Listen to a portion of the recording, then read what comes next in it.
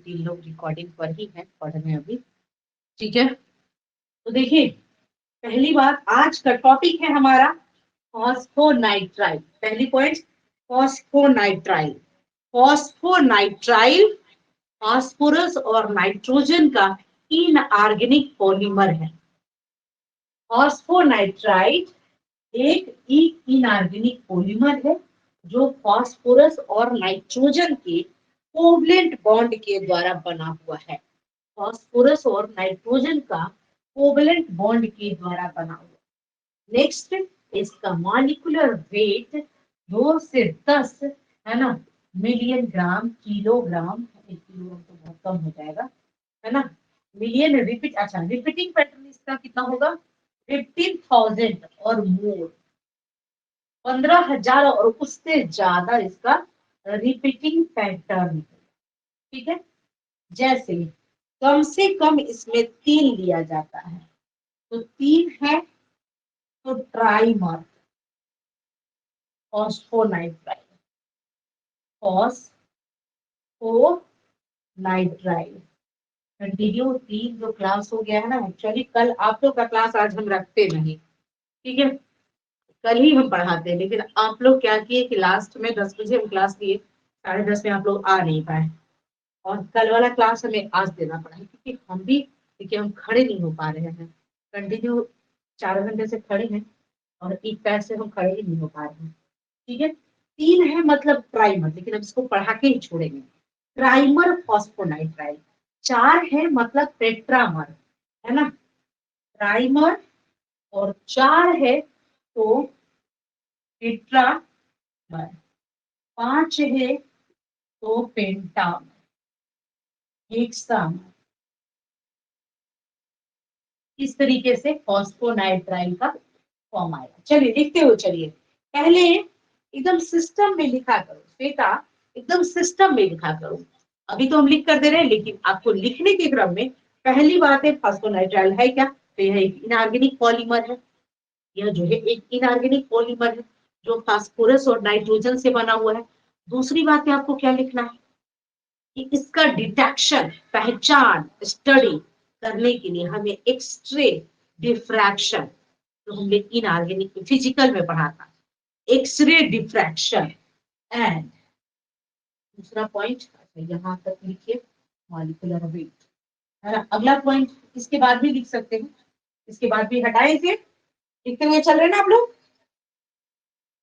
इसे स्टडी करने के लिए एक्सरे डिफ्रैक्शन और इलेक्ट्रॉन डिफ्रैक्शन की जरूरत है।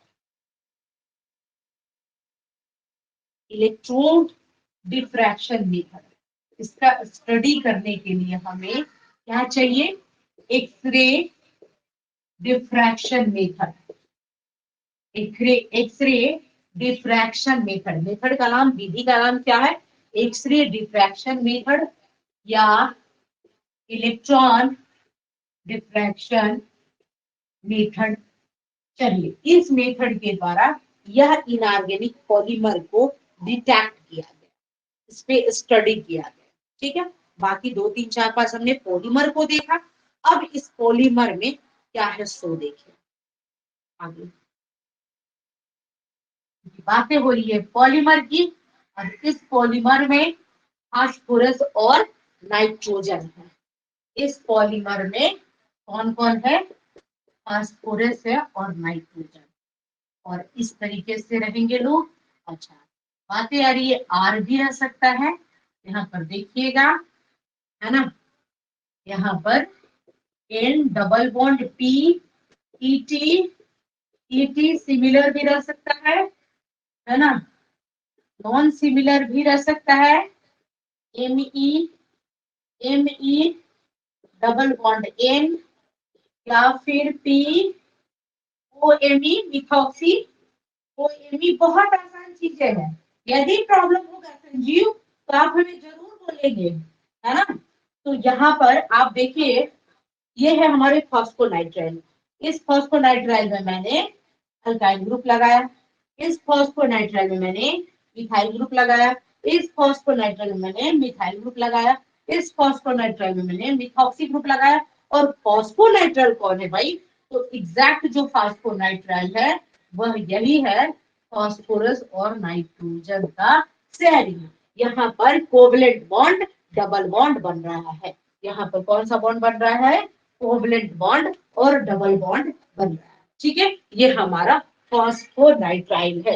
यह रिपीटिंग पैटर्न को कंटिन्यू रखेगा, है ना, मोर देन 15,000, है ना, इससे भी ज्यादा जाता है, इसीलिए इसका मॉलिक्यूलर वेट बहुत ज्यादा होता है। क्योंकि अब पॉलीमर है तो सिंपल सी बातें है कि मॉलिक्यूलर वेट जो है इसका बहुत ज्यादा होगा, है ना। तो ये हुआ हमारा फॉस्फोनाइट्राइल। देखिए देखिए,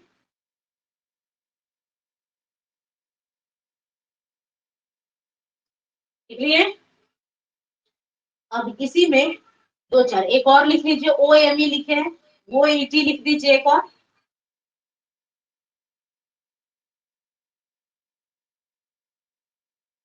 हो गया। अब हम लोग देखते हैं इसका नेम, इसे और क्या क्या कहते हैं, और क्या क्या कहते हैं। इट इज ऑल्सो कॉल्ड, दो चार पांच नेम है वो इसे और कहते हैं।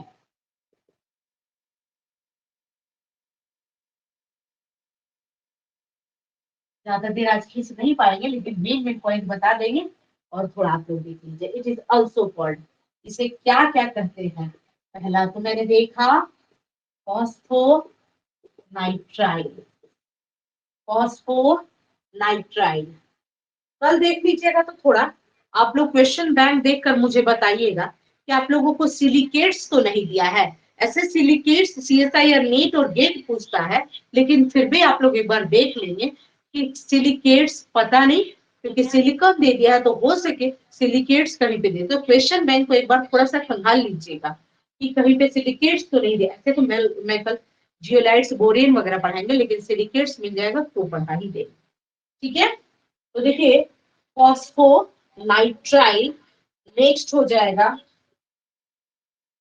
पॉली, पॉली फॉस्फो नाइट्राइल लिखते चलिए, है ना, इतना इंग्लिश लिखना कोई बड़ी बात नहीं है ना।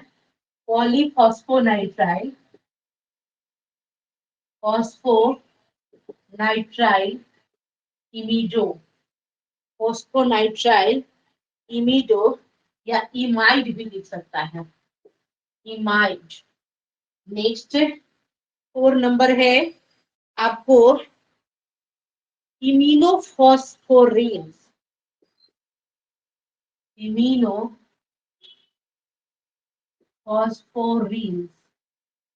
5th नंबर है आपको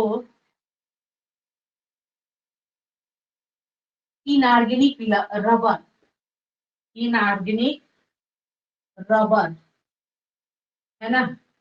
नेक्स्ट इसी से बना हुआ आता है इनऑर्गेनिक बेंजीन, लेकिन उसमें कार्बन नाइट्रोजन की मात्रा थोड़ा ज्यादा होता है।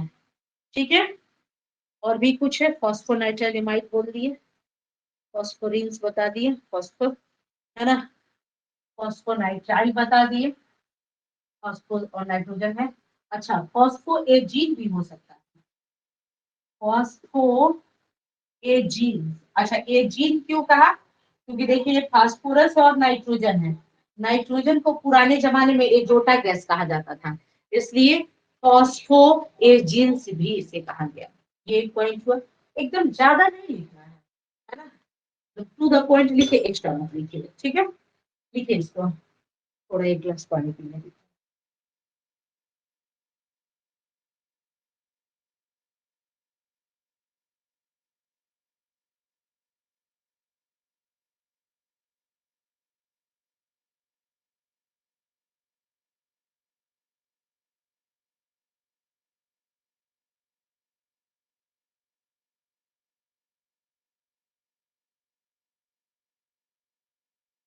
लिखिए,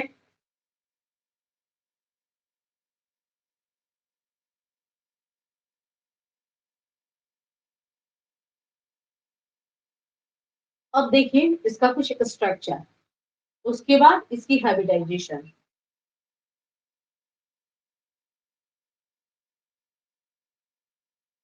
क्योंकि देखिए सिलेबस तो कहा है कि आप ग्रेजुएशन कर लिखो, लेकिन जब तक इसमें मास्टर्स नहीं इंक्लूड करोगे, जब तक नेट गेट के मटेरियल्स नहीं इंक्लूड करोगे, थोड़ा स्टैंडर्ड नहीं होगा।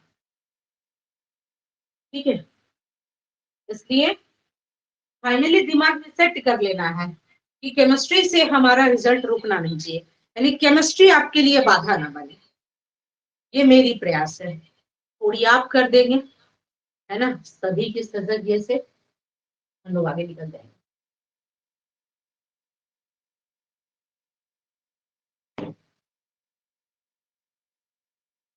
नेक्स्ट है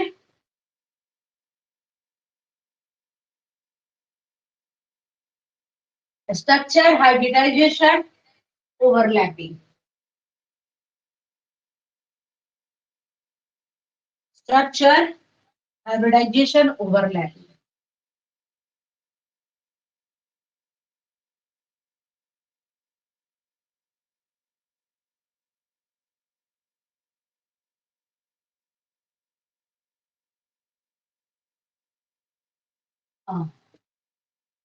स्ट्रक्चर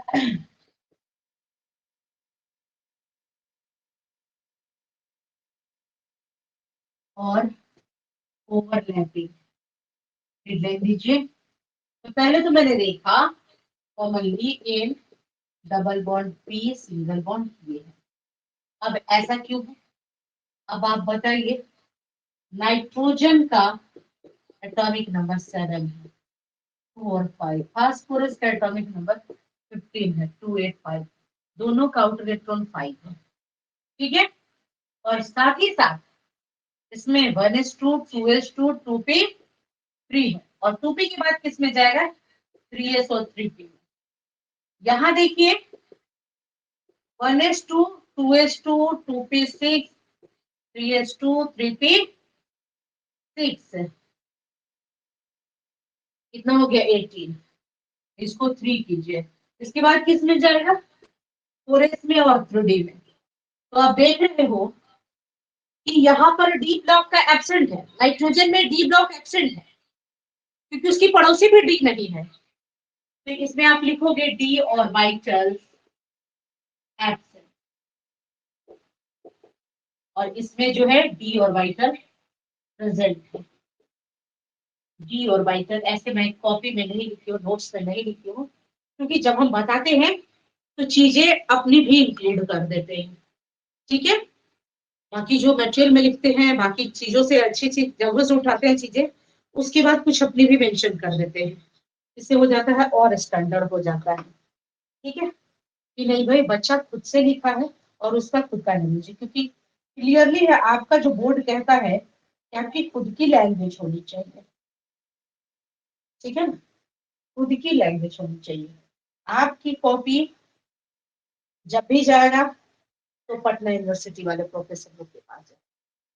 ठीक है ना, और अभी पटना यूनिवर्सिटी में पहले जैसा अच्छे बोर्ड्स और ये नहीं, लेकिन भी अभी जो आए हुए 2 साल में जो वैकेंसी आए हैं सारे पीएचडी और नेट किए हुए हैं वो मंजे हुए हैं।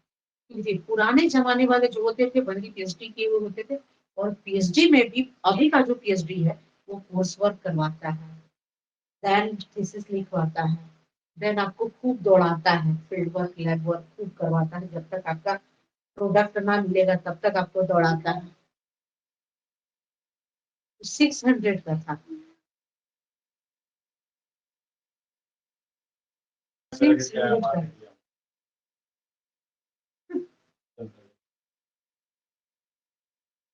अच्छा है बच्चा, बच्चा अच्छा किया तुम।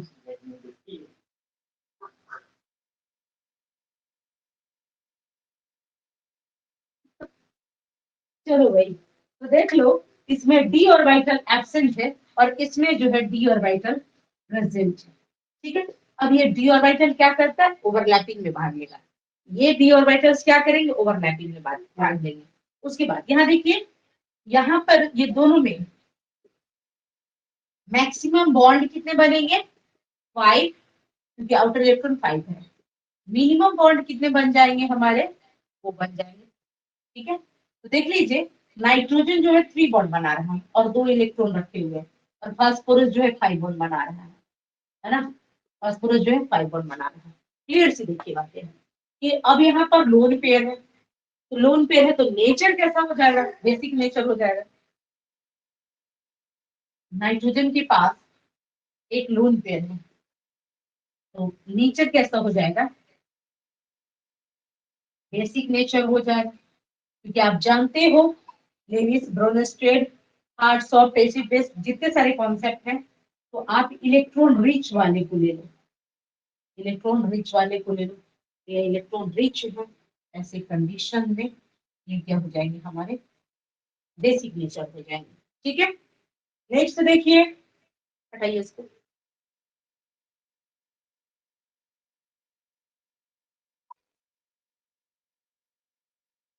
थोड़ा सा इसको भेज देना, हम नोट्स में मेंशन कर देंगे, ये चीज हम अभी मेंशन नहीं किए हैं,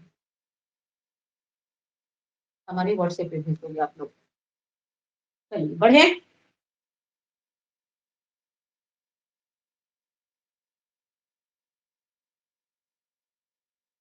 मेरा बेबी है, देखो क्या किया है, पूरे छोटा सा भी 2 साल भी नहीं हुआ है और पूरे एरोप्लेन उतार दिया है क्लासरूम में, दिखती सी है, और बड़ा सा साइकिल चलाते लाके रख दिया है, बड़ा बड़ा साइकिल है ना। पूरी जो लिपस्टिक है वो पूरा लग में वो पार कर दिया है, लगा हुआ दिमाग तो खराब कर देता है। और टर्टल वगैरह कछुआ वगैरह उसको पटक पटक दिया है, पूरा मतलब स्टूडियो क्लासरूम को खत्म कर देता है ये लोग, बुक्स को अलग फाड़ फूड़ देता है, लिख देगा पूरा। हाँ नेक्स्ट देखिए, अब हम लोग देखते हैं कि नाइट्रोजन के पास 2 बॉन्ड है और फास्फोरस के पास हाई बॉन्ड है, तो इसकी हाइब्रिडाइजेशन क्या हो जाएगा, इसकी हाइब्रिडाइजेशन क्या हो जाएगा, तो आप नाइट्रोजन की हाइब्रिडाइजेशन देखो, हाइब्रिडाइजेशन ऑफ नाइट्रोजन, तो यहाँ पर देखिए sigma bond pi bond sigma bond, तो अब देखिए यहाँ पर ओनली नाइट्रोजन के पास 2 ही सिग्मा बॉन्ड बन रहा है, यानी bond pair plus lone pair, bond pair में 2 सिग्मा है, कितने सिग्मा बॉन्ड बन रहे हैं, 2 सिग्मा बॉन्ड बन रहे हैं। ठीक है, 2 सिग्मा और 1 लोन पेयर है, मतलब 3 है ये, 3 का मतलब 1s प्लस 2p, यानी n का हाइब्रिडाइजेशन हो जाएगा वह sp2 हो जाएगा। कौन सा हाइब्रिडाइजेशन हो जाएगा, sp2 हाइब्रिडाइजेशन हो जाएगा। मतलब sp2 कहने का मतलब इसका जो स्ट्रक्चर जाना चाहिए, 3 का मतलब होना चाहिए ट्राइगोनल होना चाहिए। ठीक है, अब देखते हैं, होना चाहिए, आगे यहाँ पे डिस्कस अभी नहीं करेंगे ज्यादा। हाइब्रिडेशन ऑफ फास्फोरस, अब इसे आप लोग देख लो, 1 सिग्मा 2 सिग्मा 3 सिग्मा 4 सिग्मा, कितने सिग्मा हो गए, 4 सिग्मा हो गए, bond pair plus lone pair, 4 ही बॉन्ड पेयर है, लोन पेयर 0 है, 4 का मतलब 1s प्लस 3p हो गया, यानी sp3 हाइब्रिडाइजेशन हो गया, 4 का मतलब हो गया sp3, मतलब यह टेट्रा हेड्रल हो गया। यदि लोन पेयर नहीं हुआ तो टेट्राहेड्रल हो गया, यदि लोन पेयर रहता तो इसका स्ट्रक्चर बिगड़ जाता। ठीक है, डिस्ट्रॉय, इसका स्ट्रक्चर डिस्ट्रॉय हो जाता, बिगड़ जाता। ठीक है, बिल्कुल कॉमन लैंग्वेज में ये कर रहे हैं कि चाहे आप हिंदी में लिख रहे हो कुछ हिंदी वाले, तो उनको भी प्रॉब्लम ना हो। चलिए, हो गया ये सारी मुझे व्हाट्सएप कर देंगे जरूर। नेक्स्ट देखिए, हम लोग देख रहे हैं ट्राइमर टेट्रामर, ये क्या हो गया भाई, ट्राइमर और टेट्रामर, तो फास्फोरस आप ले लीजिए, 3 हो गया। अब यहाँ पर नाइट्रोजन नाइट्रोजन, ठीक है, नाइट्रोजन देख लीजिए, यहाँ पर कितने नाइट्रोजन है, 3 नाइट्रोजन है, 3 फास्फोरस है, यानी लाइक अ बेंजीन, या कैसा है, बेंजीन की तरीके से, यानी आप देखते हो बेंजीन को देखते हो ना, इस तरीके से होता है ना, अर्थात ये हो गया हमारा इनऑर्गेनिक बेंजीन। क्या हो गया, इनऑर्गेनिक बेंजीन। ट्राइमर जो हो गया वह लाइक अ इनऑर्गेनिक बेंजीन की तरह हो गया, यानी phosphorus nitrogen phosphorus nitrogen phosphorus nitrogen, hexagonal structure, double bond single bond double bond single bond single bond double bond, फिर से देखिए, double single double single double single, alternate है, बॉन्ड हो जाएगा यहाँ पे pi sigma sigma pi sigma sigma pi sigma sigma, phosphorus pi bond बना रहा है।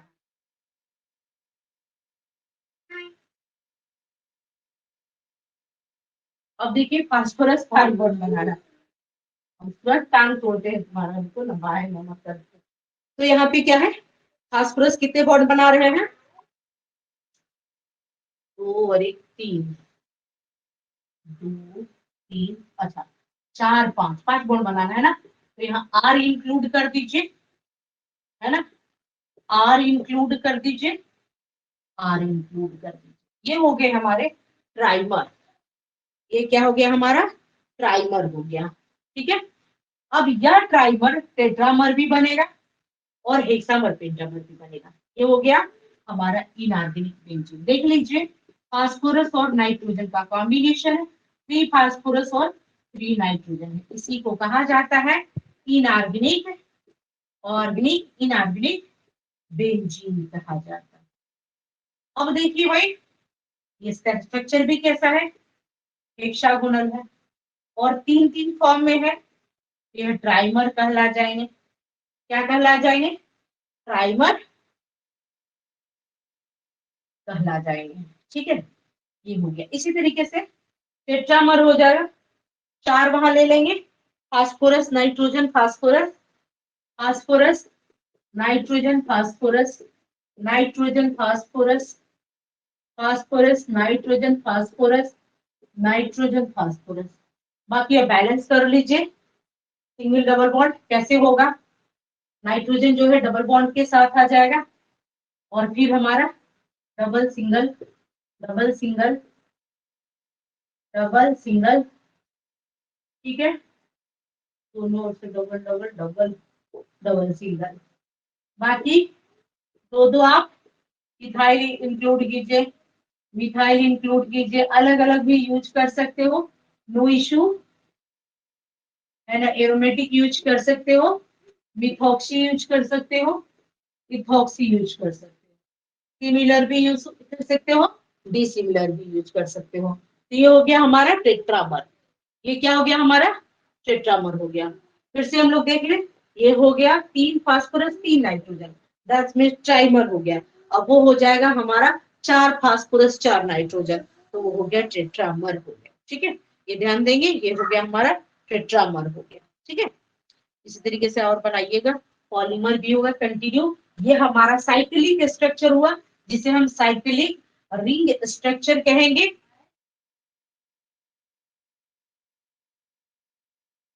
टेट्रामर, है ना, साइक्लिक टेट्रामर। अच्छा, अब हमने देखा कि किसी का चेन स्ट्रक्चर भी आएगा, लीनियर स्ट्रक्चर भी आएगा। वो कैसे आएगा, nitrogen phosphorus, nitrogen phosphorus, nitrogen phosphorus, nitrogen phosphorus, nitrogen phosphorus continue. ठीक है, double single, double single, double single, double single. ठीक है, अल्काइल ग्रुप अटैच कर दीजिए या फिर अराइल ग्रुप अटैच कर दीजिए।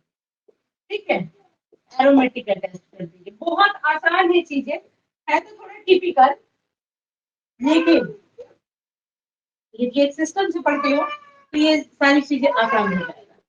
ये हो गया हमारा साइक्लिक, साइक्लिक क्या है, फॉस्फोनाइट्राइल, फॉस्फोनाइट्राइल। ये हो गया हमारा लीनियर फॉस्फोनाइट्राइल। इसी में हो जाएगा क्रॉस फॉस्फोनाइट्राइल, इसी में लीनियर का 2 3 लेयर बना देंगे, वो हो जाएगा हमारा लीनियर क्रॉस फॉस्फोनाइट्राइल हो जाएगा। ठीक है, अब छोड़ देते, वो हम लोग बना लेंगे। ठीक है, अब देखते हैं नेक्स्ट प्रॉपर्टीज, इसकी फिजिकल प्रॉपर्टीज एंड इसकी प्रिपरेशन। फाइनली 10 मिनट और लेंगे, ज्यादा नहीं लेंगे, क्योंकि देखिए अब ना लंबे टॉपिक्स नहीं ले रहे हैं, क्योंकि जिनकी मीडियम्स, क्योंकि इसमें बहुत सारे लोग हैं जो रिकॉर्डिंग देखते हैं। ठीक है, तो रिकॉर्डिंग्स प्रॉब्लम, देखिए किन्हीं को भी प्रॉब्लम, हिंदी वाले को थोड़ी प्रॉब्लम हो रही है कि हिंदी वर्ड नहीं लिख पा रहे हैं, बाकी समझ तो अच्छे से जा रहे हैं, जैसा कि आप लोग भी इसमें से हैं, आप बता सकते हैं कि कैसा लग रहा है। ठीक है, तो इसलिए हम ज्यादा बड़ा बड़ा टॉपिक्स, यानी एक टॉपिक ले रहे हैं उसी को समाप्त कर रहे हैं, है ना। अभी तक वाले क्लास हम जो ले रहे थे 2 3 टॉपिक एक बार ले रहे थे और बहुत ज्यादा हो जा रहा था, क्योंकि एक एक टॉपिक ऑलरेडी 4 5 पेज का है, और हम 2 3 टॉपिक्स को इंक्लूड कर दे तो और टफ हो जाएगा, और इतनी बड़ी बड़ी स्ट्रक्चर है, इसलिए हम लोग क्या कर रहे हैं कि छोटी छोटी मतलब एक टॉपिक को लेकर उसी को उसकी जितनी टाइप के स्ट्रक्चर, जितनी टाइप के क्वेश्चन बने, सारे टॉपिक्स को, सारे क्वेश्चंस को हम एक दिन में कवर कर रहे हैं। ठीक है, कल हम इसका क्लास नहीं हम ले पाएंगे, हो सकता है हम संडे को ले आप लोग का क्लास, क्योंकि पता है अल्टरनेट 4 दिन क्लास इसका देंगे। ठीक है, इसका क्लास 4 दिन देंगे। दिमाग ठीक रहा, मतलब हेल्दी रहे थोड़ा सा, मतलब थोड़ा पेन वेन नहीं रहा तो हम क्लास ले लेंगे, नहीं रहा तो संडे को ये क्लास होगा, मतलब संडे आपको मिलेगा, 4 क्लास आपको मिलेगा, 4 दिन में 4 टॉपिक आपको मिलेगा।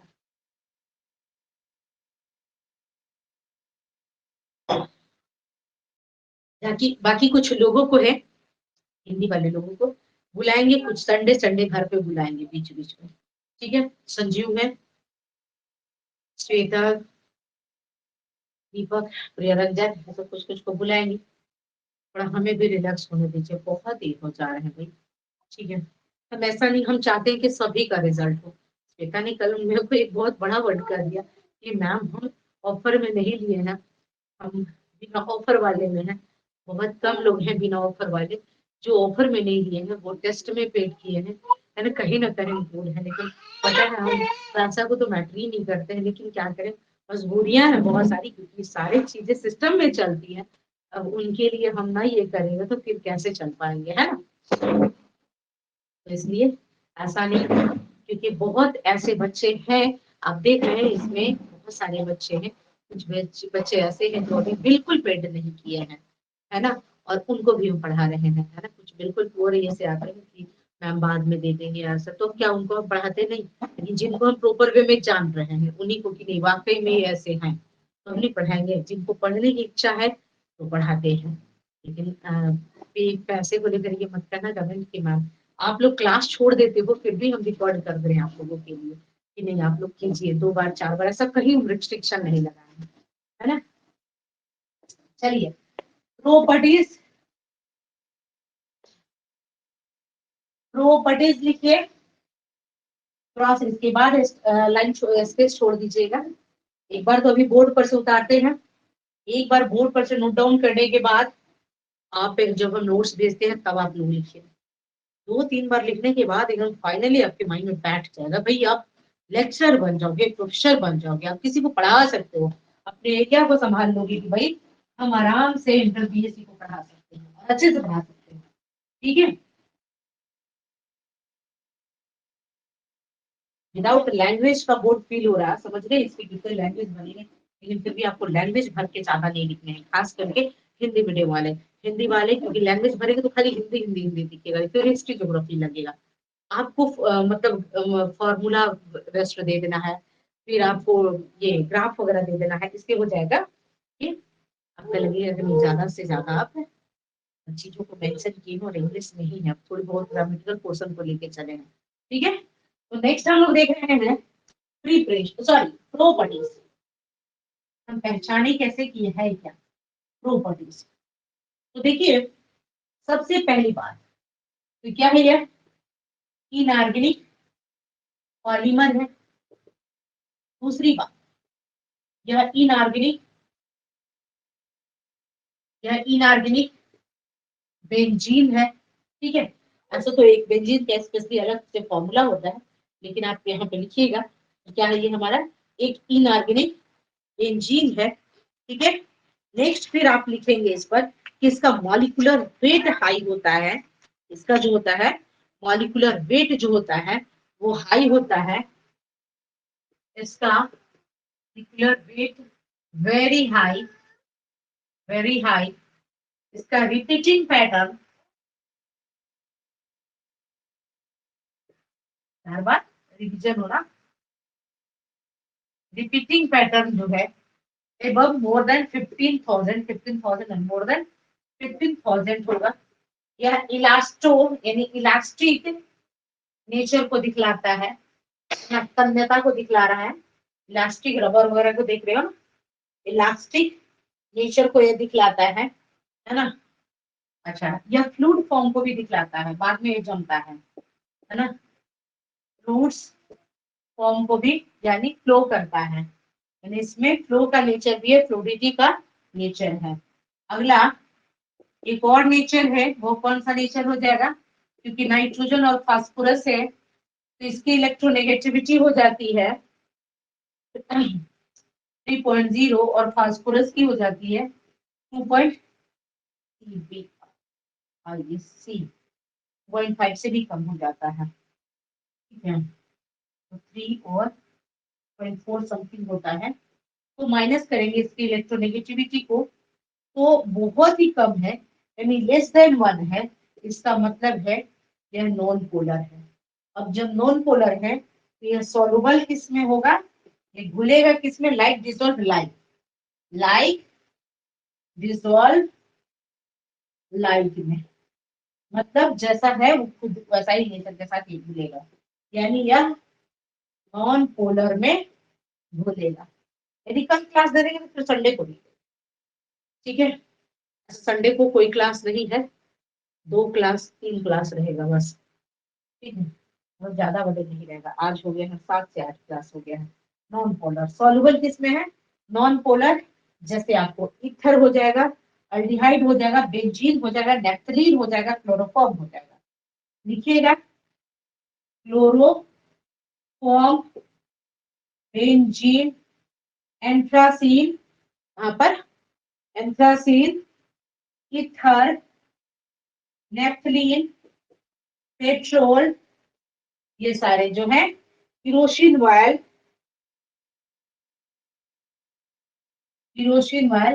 ये सारे में सॉल्युबल है। यह इनसॉल्युबल किसमें है, इनसॉल्युबल किसमें है, इनसॉल्युबल है या वाटर में, अल्कोहल में, है ना, कार्बोक्सिलिक एसिड में, सबसे ज्यादा तो वाटर में, ठीक है, क्योंकि ये सारे जो है वह पोलर है।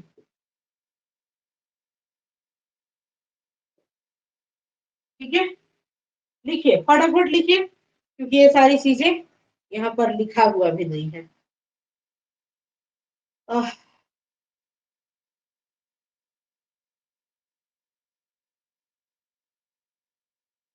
हो गया, 1-2 प्रिपरेशन बताएंगे बस, हो गया। केमिकल प्रॉपर्टीज है 1-2, अमोनिया से वाटर से रिएक्शन कुछ नहीं है, बहुत सिंपल है।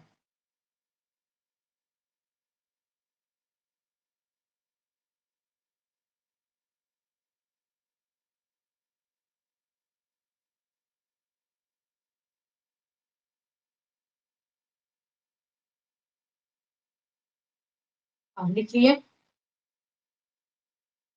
कौन गायब है, पीयूष गायब है, वाह, गायब हो गए। ये लोगों को, हम टीके रहते हैं, बने रहते हैं, लेकिन ये लोग थक जाते हैं।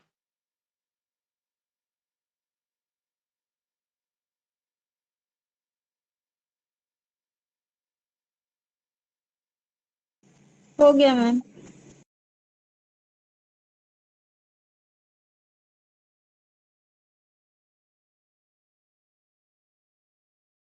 हाँ, चलिए नेक्स्ट देखते हैं। इसके बाद हो जाता है इसकी मेल्टिंग पॉइंट और बॉइलिंग पॉइंट, ठीक है।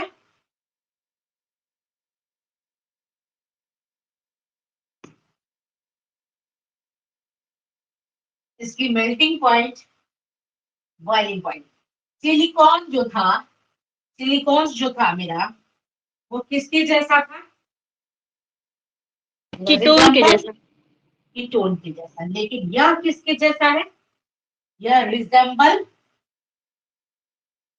यानी किसके जैसा है, समान, इसकी समानता, यानी नेचर किसके जैसा है, रिजेंबल्स लाइक ऑर्गेनाइज्ड रबर, मतलब सल्फर मिला हुआ जो रबर होता है, जिससे ट्रक वगैरह का टायर बनता है, टफनेस जिसमें आ जाता है, इलास्टोभर भी होता है और टफनेस भी होता है, ठीक है। तो वो हो जाएगा वोल्केनाइज्ड रबर, वोल्केनाइज्ड, वोल्केनाइज्ड रबर के जैसा, है ना। वल्कनीकरण ना मैम, वही ना।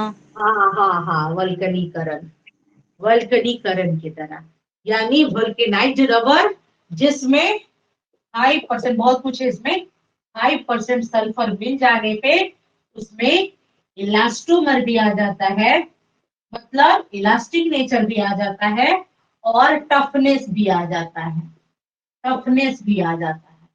ठीक है, जिससे ट्रक वगैरह की टायर वगैरह पर, ठीक है, तो ये हो जाएगा वुल्केनाइज्ड रबर की तरह हो जाएगा। अब हम लोग देखें इसकी मेल्टिंग पॉइंट और बॉइलिंग पॉइंट। मेल्टिंग और बॉइलिंग पॉइंट, इसमें भी दो फॉर्म है, इसमें भी दो फॉर्म है। कौन कौन सा? एक है हमारा NPCl2, Cl2 का होल थ्राइस, NPCl2 का होल थ्राइस 4, है ना। यहाँ है next NPCl2 whole thrice, NPCl2 whole, ठीक है। मेल्टिंग पॉइंट हो जाएगा 114 डिग्री सी, 123 डिग्री सी।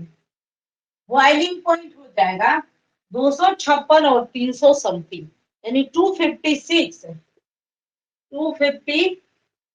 डिग्री सी, और 323 या कुछ समथिंग ऐसा हो, एक आध पॉइंट हो सकता है, मिस हो जाए, थोड़ा सा आप लोग देख लीजिएगा। 23 या 28 ऐसे होगा, या 26 होगा, दिमाग से कंफर्म नहीं है, यहाँ पर भी कुछ ऐसा है नहीं, क्योंकि बहुत सारी चीजें उससे भी मैच करना पड़ता है। अब देखिए इसका जो नेचर है, टॉक्सिक और नॉन टॉक्सिक, नेचर देखिए, ये टॉक्सिक है, ये टॉक्सिक है, ये नॉन टॉक्सिक, ठीक है। ये जो है, अगला लिखिए प्रिपरेशन मेथड, बनाने की विधि। कम से कम दो विधि पढ़ लीजिए, बाकी भेज देंगे, है ना। दो विधि पढ़ लीजिए, और क्लासिफिकेशन भी है, तो दो विधि पढ़ लीजिए। अच्छा, और है, आपको मैं बता दूं यहाँ पर डिप्रेशन,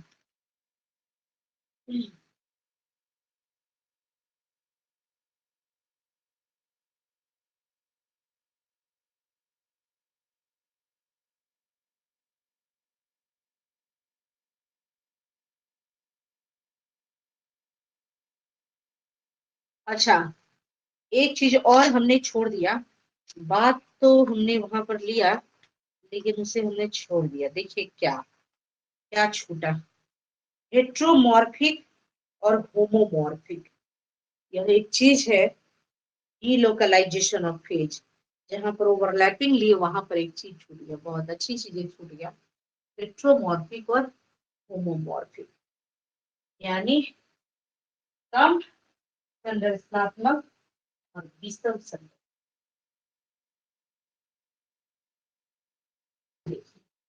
हेडलाइन ओवरलैपिंग में ही आ जाएगा, डीलोकलाइजेशन ऑफ, है ना,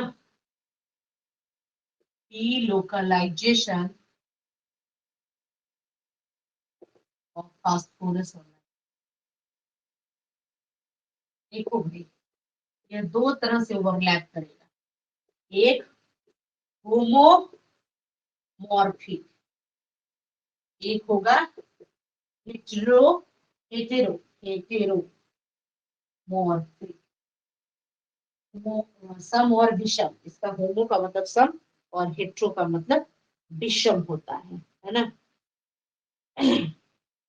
अब देखिए यहाँ पर जो नोड बनेगा, एक बनेगा, यहाँ पर जो नोड बनेगा, आप लोग एटॉमिक स्ट्रक्चर में नोड पढ़े हो, नोड एंटी नोड, ठीक है। Node anti node, anti node वह एरिया जहां पर इलेक्ट्रॉन प्रोबेबिलिटी डेंसिटी मैक्सिमम हो, और नोड जहां पर इलेक्ट्रॉन डेंसिटी घटते घटते डिक्रीज टू जीरो, जीरो तक हो जाए, यहाँ पर जीरो हो जाए, ठीक है। तो नोड, इसमें एक नोड बनेगा। अब नोड कितने बनेंगे? यहाँ एक नोड बनेंगे, और इसमें एक भी नोड नहीं बनेगा, जीरो बनेगा। अब इसमें पी का तो ओवरलैपिंग होगा, पीजेड एंड डीएक्सजेड, ध्यान दीजिएगा। होमोमॉर्फिक कह रहा है कि फॉर्म बॉन्ड विथ ओवरलैपिंग। यानी कहने का मतलब ये है कि इसमें जो है ओवरलैपिंग होगा पीजेड का किसके साथ, डी एक्स जेड के साथ, और इसमें जो होगा पीजेड के साथ डी वाई जेड, है ना, डी वाई जेड के साथ। डी का कितना होता है ऑर्बिटल, है ना, D X Y D Y Z D Z X होता है ना, जेड एक्स लिखिए, उल्टा लिखिए, डी जेड स्क्वायर और D X square minus Y square ये होता है। तो एक्स जेड एक्स करेगा तो ये हो जाएगा हमारा होमोमॉर्फिक, वाई जेड करेगा तो ये हो जाएगा हमारा हेट्रोमॉर्फिक। समझ गए, ये हो जाएगा हमारा हेट्रोमॉर्फिक। ठीक है, इसमें वही ओवरलैपिंग को दिखलाना होगा आपको।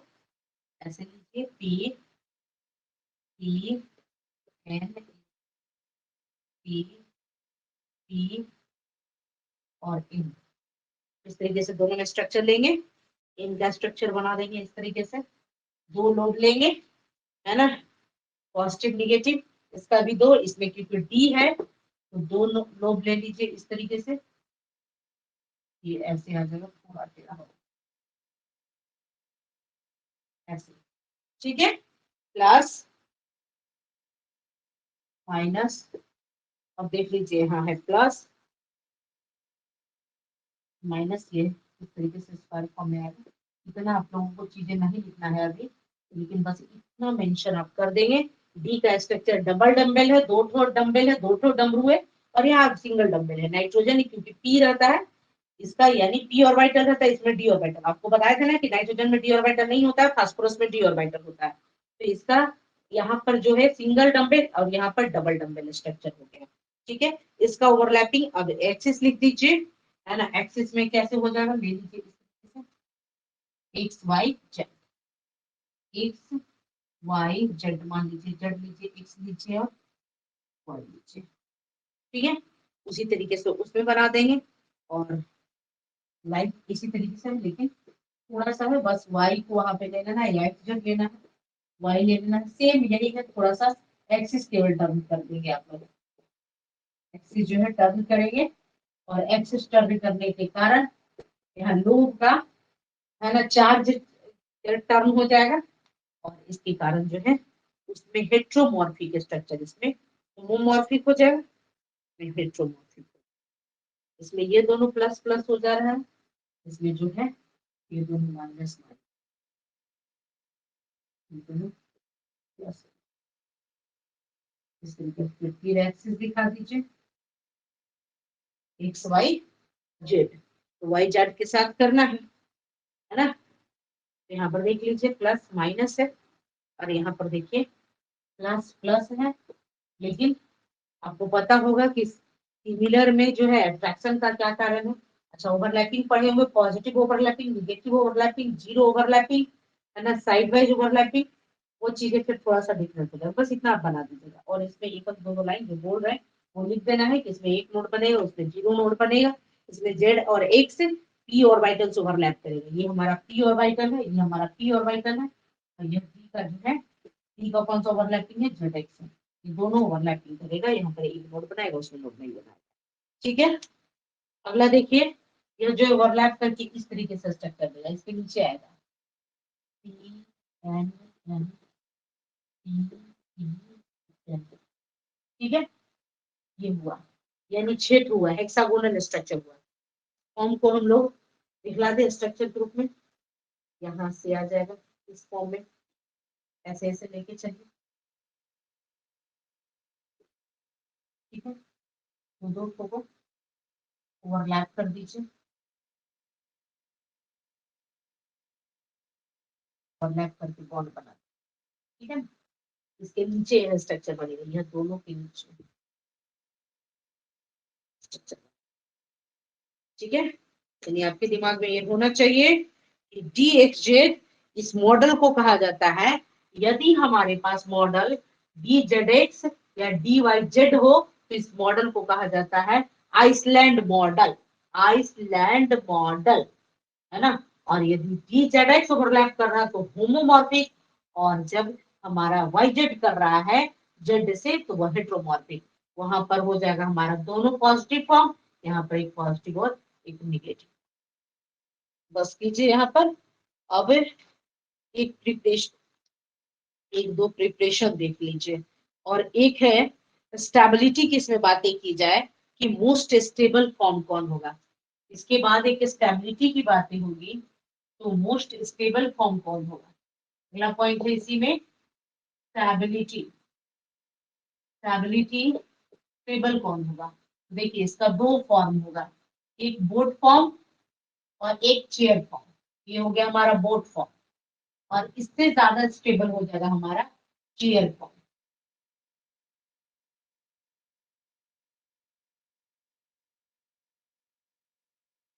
इससे ज्यादा स्टेबल हो जाएगा चेयर फॉर्म। तो याद रखिएगा, यह लिस्ट स्टेबल होगा, बोट फॉर्म जो होगा वह लिस्ट स्टेबल होगा,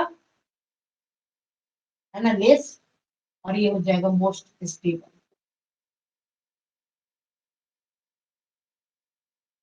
वही रीजन हमारा इक्वेटोरियल एक्सियल को लेकर चलेंगे, यानी बोट और चेयर में चेयर फॉर्म जो हो जाएगा मोस्ट स्टेबल हो जाएगा।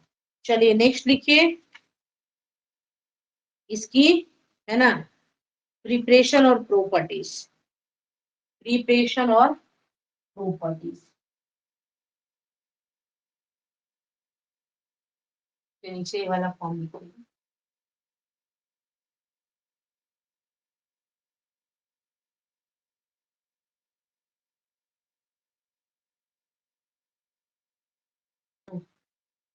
प्रिपरेशन और प्रॉपर्टीज हम बनाएंगे कैसे।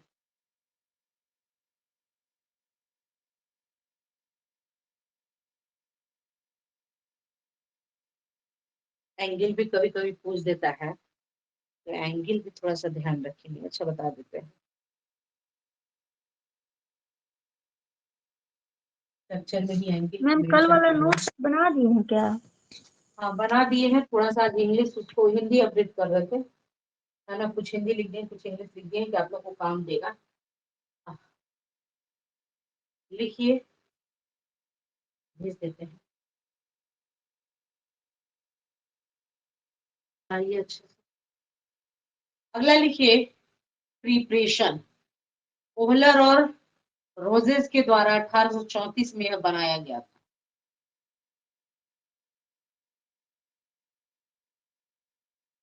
ओहलर और रोजेस के द्वारा यह 1834 में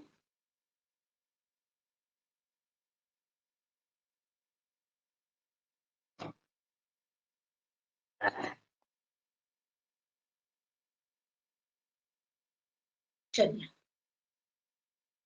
यदि इसमें एंगल पूछे तो एंगल भी बता दीजिएगा। स्ट्रक्चर में ही एंगल जाएगा, वो भी ले लीजिएगा। कैसे बन जाएगा, यहाँ पर जो है 108 डिग्री, यहाँ पर जो बनेगा यहाँ पर वो बन जाएगा 118 हो जाएगा। प्रिपरेशन, प्रिपरेशन में दो मेथड लिखिएगा। PCl5 फास्फोरस पेंटाक्लोराइड को हम अमोनियम क्लोराइड से रिएक्शन करते हैं।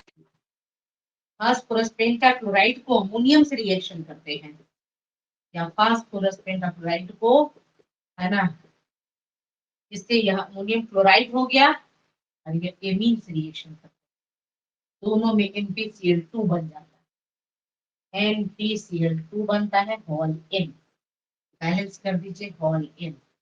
बाकी जो H होगा Cl के साथ रिएक्शन करके HCl बना देगा।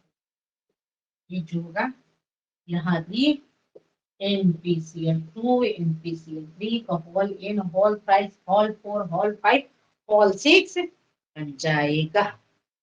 ठीक है, और टेम्परेचर आप लोग दे दीजिएगा 120 to 150। बस फाइनली खत्म हुआ। एक आध दो तो रिएक्शन है, ज्यादा टफ नहीं है, बहुत आसान है, तो कल बताएंगे। थोड़ी यह हो सकता है कल क्लास दे तो कल बता देंगे, है ना, कल ज्यादातर क्लास नहीं दे, लेकिन क्लास दे देते हैं। हो गया, लिख लीजिए। प्रिपरेशन में और दो चार मेथड इसी तरीके से लैंग्वेज लिखेंगे। पहले का लैंग्वेज जब फास्फोरस पेंटाक्लोराइड को अमोनियम क्लोराइड से रिएक्शन करते हैं एट टेम्परेचर 120 से 150 डिग्री सी पर, तब हमारा फास्फोरस नाइट्राइड फास्फोनाइट्राइड बन के निकलता है, जो हमारा पॉलीमर का बैलेंस करते हैं। इस तरीके से इसका लैंग्वेज लिखेंगे, 3 से 4 कम से कम दो सिंथेसिस लिखना होता है। ठीक है, so thank you so much. फिर देखिए कल होगा तो कल, नहीं तो फिर परसों। ठीक है, चलिए, हो गया।